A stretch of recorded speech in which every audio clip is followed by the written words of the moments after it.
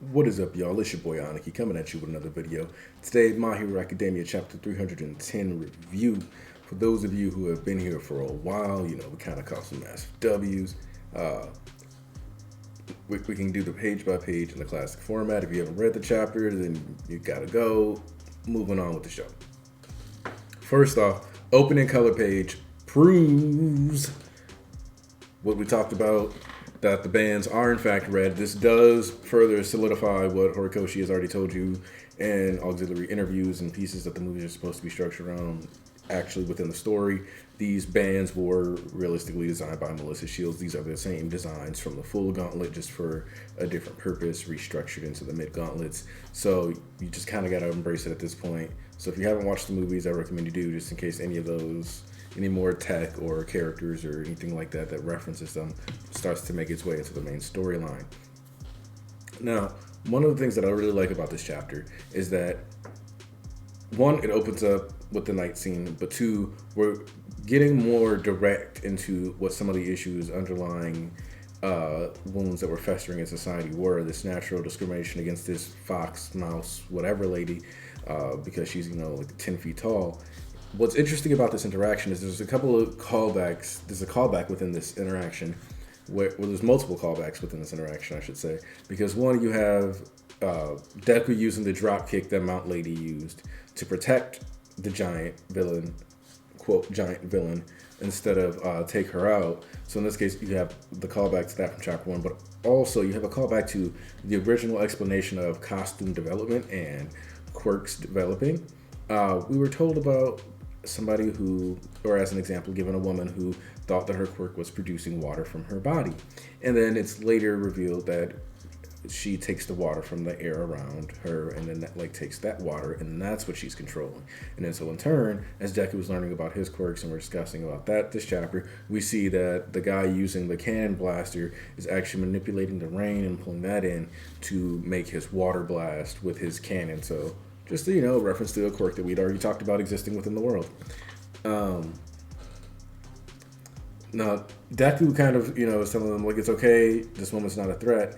But what's interesting to note is that it seems more like those guys ran off because they just didn't want to fight Deku, moreover than they actually were convinced that this woman wasn't a liability or out to hurt anyone. I do think that we'll see an increase of this as time goes on, because they directly state that she looks like a villain. Gang Orca was said to be the third most looking like a villain hero. There's been all these implications of the story that people with animal quirks get, or people whose faces get altered, are in fact discriminated against. Chimera from the second movie had a lot of dialogue that talked about this. When he met Shoji, he kind of pointed out directly that, I bet you got bullied for your face. If you read the light novels, Tokoyami met a girl at an amusement park that was afraid of him because of his bird head. There's been these things in the outside materials. We got the reference of a creature rejection clan, and back during chapter 220, we got the explanation from the Backwaters Hound of Spinner. We know that these have these illusions and setups for this, and now we're seeing this manifest in people's paranoia. Finally, with these discriminations coming out as people lashing out violently, as people walk down the street. She's actually on her way to a shelter, and because they've seen her and decided that because she's an anthropomorphic type, because she's got a heteromorphic quirk or whatever and turns into an animal, she must be more of a villain, especially because she's so big and terrifying as far as they're concerned. And she says that she's wondering if things will ever go back to normal. And Deku's like, I'm going to make it so. And then he kind of just fades off into the darkness. So he can reconvene with All Might, or All Might pulls up. And then he has him help the girl get to a safety shelter, gets a free food, and pieces out.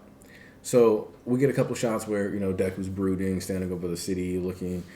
But he makes it a point to also say that he can't be near other people, because at the end of the day, they don't know when the conflict is going to break out. They don't know when the fight's going to happen.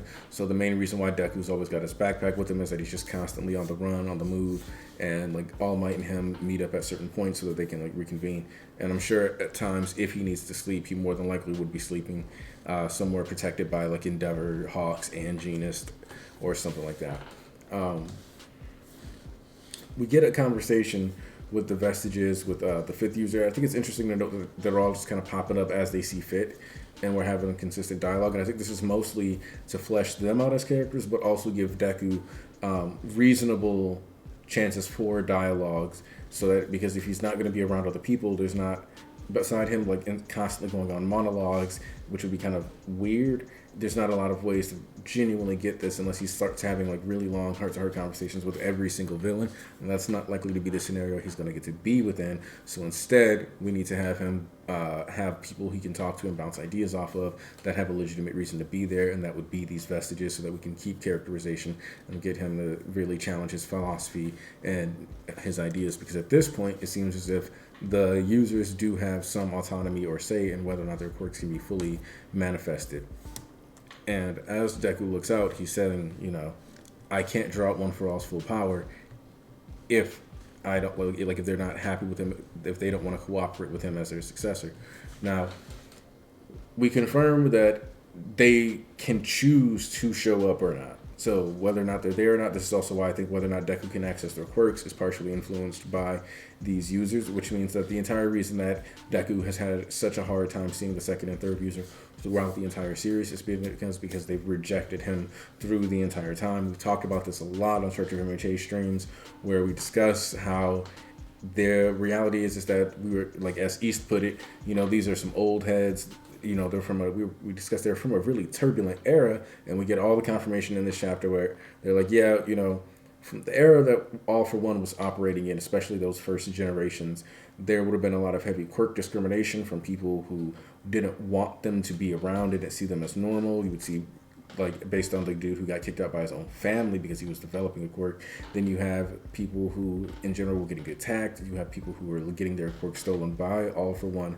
You have all these dangerous scenarios where it was kill or be killed, and that's kind of what the second user straight up admits. Like, I murdered lots of people. Why do you think I would want to approve of this guy? And the conversation really comes down to, like, you have no choice. We pretty much, unless Horikoshi really goes out of his way to do some contrived stuff, this chapter also very much kills the Bakugo going back in time theory. This character has a different face, different hair layout, different hair color, and at the end of the day, Bakugo, even if he had taken the time to murk a bunch of people back in the day, if he went back in time, would never go out of his way to be this difficult with Deku at this point in the story, especially because that would mean a psychological regression on his part, from coming from having respected Deku to losing respect for Deku after going back in time. That doesn't really work. And now we get the explanation for why the One for All user was even found, because he just stumbled upon him. And I think they might have done some kind of testing or something like that. And that's what's going to end up being what's interesting, is how they figure out what his quirk is. But other than that, and we see that the scar that the second user has on his face wasn't there when he met the first user, whose name we also get the reveal of, which is Yoichi. Now, the reality is that effectively what he's saying is like, hey, you helped me, you need to be willing to help him. This is the last user. We can't afford to leave anything on the table, which means that Deku's going to have to keep earning, more than likely, the second and third users' approvals as the story progresses. And that's what this arc is going to be centering around before we transition to some more important things. The final lines of the series are that things are bound to, or the chapter is, things are bound to move more quickly from here on out. And I think that's partially in reference to the fact that we're not going to just be having these sit down, cool down chapters where we're getting to see him interact with All Might anymore, where we're having phone calls with Hawks and Endeavor, but instead the story is just going to be focused on this is what we're doing. We're moving through the streets trying to help people. We're trying to establish these things. People are likely to be coming after me. They're going to be trying to attack you.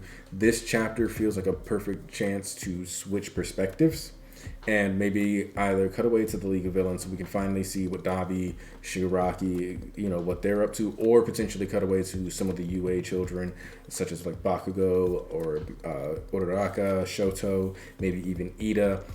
we could cut away to a perspective that we've had before but hasn't been touched on in a while, and specifically Spinner, where now he's stuck dealing in a situation where he didn't sign up to follow Vestige for one.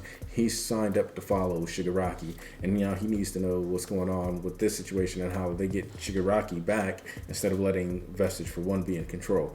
There's a lot of opportunities here, and we could just, of course, stick to this Deku plot line. I have zero problems with that, but I just think that this is usually there's an A and a B plot to this, and the fact is we opened up this arc discussing with with the last act begins involved the press conference with Endeavor, Genus, and Hawks, and then you had Deku, and then so the A and B plot has been established since that chapter that this is going to be centered around those people, like those pros and Deku. So we kind of need to see where their story is going forward with this arc, and then of course we need to establish the antagonistic forces. So pro hero perspective, and maybe segueing that into a perspective from the villain side. And then we get to really get this arc underway, and then the students will likely come into the arc or come into play later on down the line or towards the end. This may be one of those situations where Bakugo and Shoto show up towards the end, and then they're the clutch Hail Mary play to get Deku out of there to make sure he lives, but then that might be at the cost of either Endeavor or Hawks or someone's safety or the rest of their career, something along those lines. But yeah, let me know what you guys have been thinking about this chapter, because I think it was a very exciting chapter. I think the lore dump was very straightforward.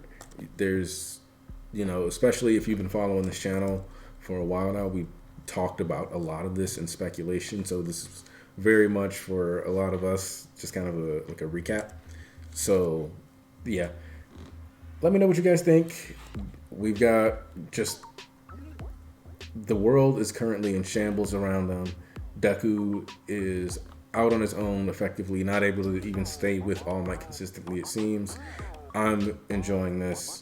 So, yeah. MHA has only up from here to go. And I hope you guys are there to enjoy it with me. I'm Aniki, and I'm out.